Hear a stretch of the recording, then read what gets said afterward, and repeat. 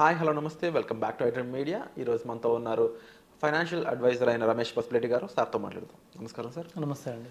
Sir, ముఖ్యంగా ఒక question ఏంటి అంటే, ఎవరైనా సరే ట్రెడిషనల్ అసెట్స్లో ఇన్వెస్ట్ చేయడానికి ఎక్కువ ఇష్టపడుతూ ఉంటారు. చిన్నప్పటి నుంచి ఎమోషనల్గా కనెక్ట్ అయిన అసెట్స్ కాబట్టి గోల్డ్, హోమ్, ఇలాంటివి రియల్ అంటే ల్యాండ్లో పెట్టడం కానీ.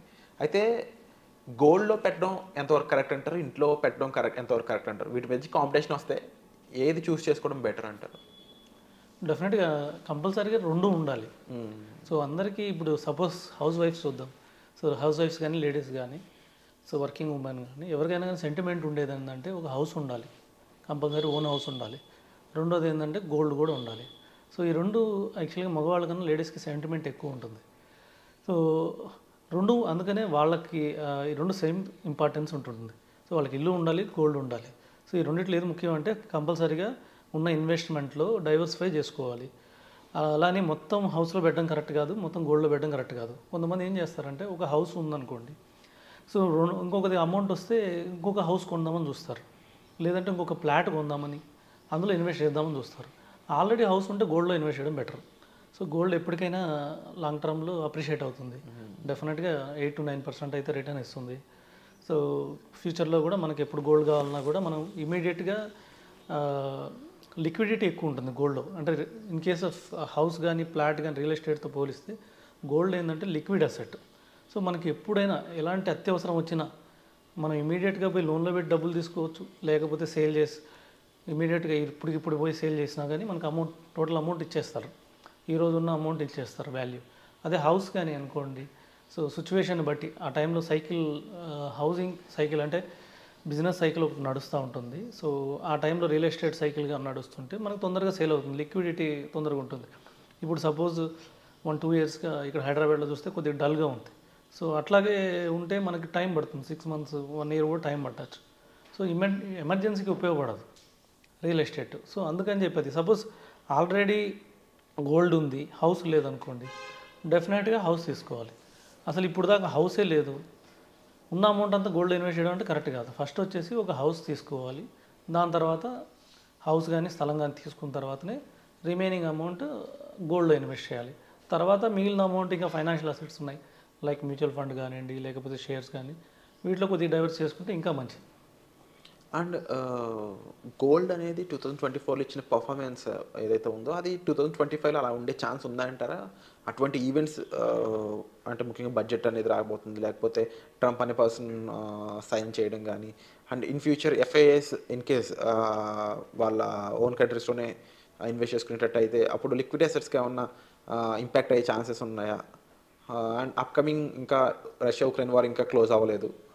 ఈవెన్ అంటే చూసుకున్నట్లయితే ఫైనాన్షియల్ ఈవెంట్స్ అనేవి అక్కర్ అవుతూనే ఉంటాయి. సో ఆ రకంగా చూసుకున్నప్పుడు లిక్విడ్ అసెట్స్ అయిన ఈ గోల్డ్ అనేది ఇంకా రేట్ పరంగా ఏమైనా పెరిగే ఛాన్స్ ఉందా, తగ్గే ఛాన్స్ ఉందా? వాట్ గోనా హ్యాపెన్ అంటారు? గోల్డ్ అయితే ప్రజెంట్ సిచ్యువేషన్ అయితే, ఇప్పుడున్న సిచ్యువేషన్ ప్రకారం అయితే గోల్డ్ సేఫ్ అసెట్. ఎందుకంటే ఇప్పుడు ఇంకా జియో పొలిటికల్ అంటే ట్రంప్ రేపు ఏం చేస్తాడో తెలియదు. తర్వాత వార్ ఇప్పుడు క్లోజ్ అవ్వట్లేదు, మళ్ళీ ఇంకే కొత్త వార్ ఇప్పుడు చైనా ఉంది, తైవాన్ మీద వార్ అంటుంది. సో మనకి బంగ్లాదేశ్ కొద్దిగా ప్రాబ్లం అయ్యేటట్లుంది.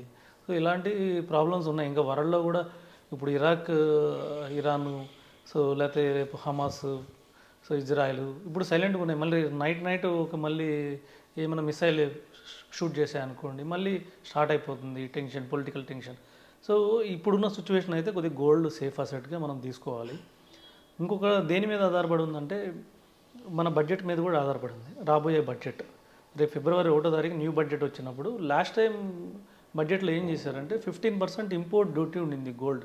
సో మన ఇండియాలోకి ఇంపోర్ట్ కావాలంటే గోల్డ్ మనం 15% దానికి ఇంపోర్ట్ డ్యూటీ పే చేయాల్సి వచ్చేది. అది ఇప్పుడు 6% తగ్గించారు లాస్ట్ ఇయర్ బడ్జెట్లో.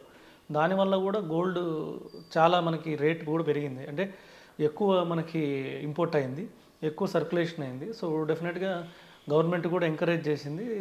డెఫినెట్గా సో ప్రైస్ తగ్గింది కాబట్టి డిమాండ్ పెరిగింది, తర్వాత మళ్ళీ డిమాండ్ పెరిగిందంటే మళ్ళీ ప్రైస్ పెరిగింది. ఒక సైకిల్ ప్రకారం గోల్డ్ డెఫినెట్గా బాగా మంచి రిటర్న్ ఇచ్చింది. ఇప్పుడు వచ్చే బడ్జెట్లో రేపు నిర్మలా సీతారామన్ మళ్ళీ 6 నుంచి 15% చేసింది అనుకోండి, అప్పుడు కొంచెం మళ్ళీ ఇంపాక్ట్ అయ్యే అవకాశం ఉంది. సో లాస్ట్ ఇయర్ చేయడానికి కొన్ని కారణాలు ఉన్నాయి. సావరిన్ గోల్డ్ బాండ్ ఉంది, అది మెచ్యూరిటీకి వచ్చింది లాస్ట్ ఇయర్, గవర్నమెంట్ పే చేయాలి. ఈ సావరిన్ గోల్డ్ బాండ్కి గవర్నమెంట్ తీసుకున్న స్టెప్ వల్ల వాళ్ళకి 1 lakh crores మిగిలిపోయినాయి. ఇంపోర్ట్ డ్యూటీ తగ్గించడం వలన సో వాళ్ళందరికీ గోల్డ్ ఇవ్వడానికి గవర్నమెంట్ ఎక్కువ ఇంపోర్ట్ చేసుకుని వాళ్ళకి గోల్డ్ ఇచ్చేసింది. తర్వాత ఏమైందంటే వాళ్ళ గవర్నమెంట్కి కూడా 1 lakh crores వరకు సేవ్ అయిపోయినాయి. దానికోసమనే లాస్ట్ ఇయర్ ఈ స్టెప్ తీసుకుంది. ప్లస్ ఏం చేసిందంటే ఇండియా కూడా కొద్దిగా గోల్డ్ రిజర్వ్స్ పెంచుకుంది లాస్ట్ ఇయర్. ఆల్మోస్ట్ వరల్డ్లో మనం 3rd లార్జెస్ట్కి వచ్చేసాము గోల్డ్ రిజర్వ్స్లో. సో ఇప్పుడు మన దగ్గర కూడా 850 tons గోల్డ్ ఉంది. సో లాస్ట్ ఇయర్ మనం కూడా 3rd లార్జెస్ట్ ఇంపోర్టర్ వరల్డ్ వైడ్లో.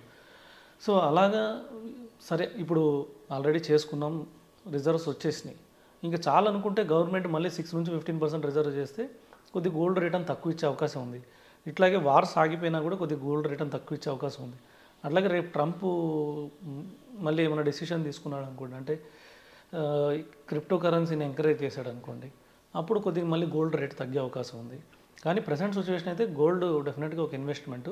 కొంచెం భాగం డెఫినెట్గా 100% కొంచెం భాగం మన దగ్గర ఉన్న 100 రూపాయల్లో ఒక 20 రూపాయలు మాత్రం ప్రజెంట్ ఉన్న సిచ్యువేషన్ గోల్డ్లో ఇన్వెస్ట్ చేయొచ్చు.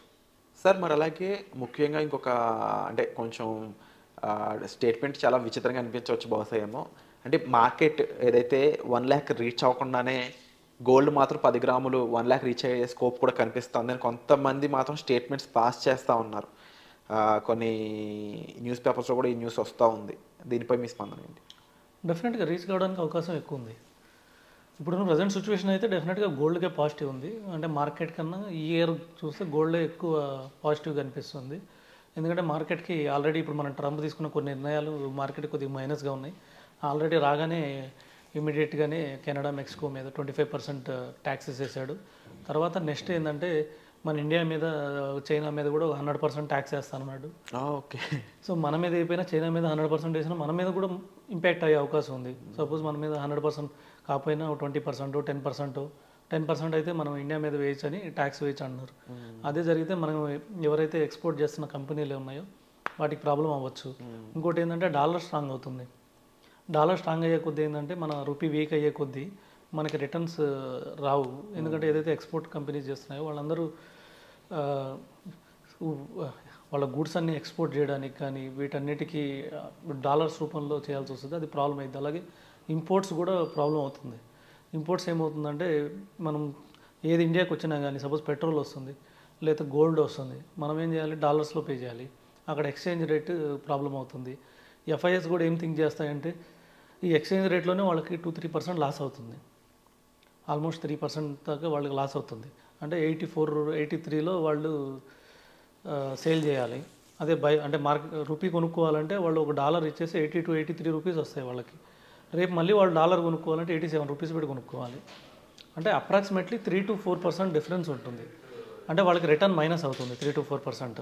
సో ఆ విధంగా ఎఫ్ఐఎస్ ఏం చేస్తాయంటే సపోజ్ మనం ఇండియన్ మార్కెట్ 15% రిటర్న్ ఇచ్చినా ఈ 4% ఇక్కడ ఎక్స్చేంజ్ రేట్ పోతే 11% వచ్చింది అనుకోండి, అదేదో వాళ్ళకి యూఎస్ మార్కెట్లోనే వస్తుంది, వాళ్ళు ఎక్స్చేంజ్ చేయాల్సిన అవసరం లేదు. అలాంటప్పుడు కొద్దిగా ఎఫ్ఐఎస్ విడ్రా చేసుకునే అవకాశం ఉంది. సో ఇలాంటి ఇన్ని పాయింట్స్ ఉన్నాయి కాబట్టి మన మార్కెట్కి కొద్దిగా మైనసే కనబడుతుంది. ఈ ఇయర్ అయితే కొద్దిగా తక్కువ రిటర్న్ ఎక్స్పెక్ట్ చేసుకోవాలి. చాలామంది last year mid cap funds లేకపోతే కొన్ని ఫండ్స్ 50% ఇచ్చాయి, 70% ఇచ్చాయి మాట్లాడుకున్నారు. కానీ ఈ ఇయర్ అయితే 12% కన్నా ఎక్కువ ఎక్స్పెక్ట్ చేయడం బెటర్ మార్కెట్లో. ఆ విధంగా చూస్తే గోల్డ్లో డెఫినెట్గా 15-20% రిటర్న్ ఎక్స్పెక్ట్ చేయొచ్చు అని చెప్పొచ్చు. 1 lakh టచ్ అయినా కూడా ఆశ్చర్యపోవాల్సిన అవసరం లేదు. Wonderful sir. సో వేచి చూద్దాం నెక్స్ట్ ఏ విధంగా గోల్డ్ అనేది మారబోతుంది అనేది. And thank you so much for the update sir. Welcome.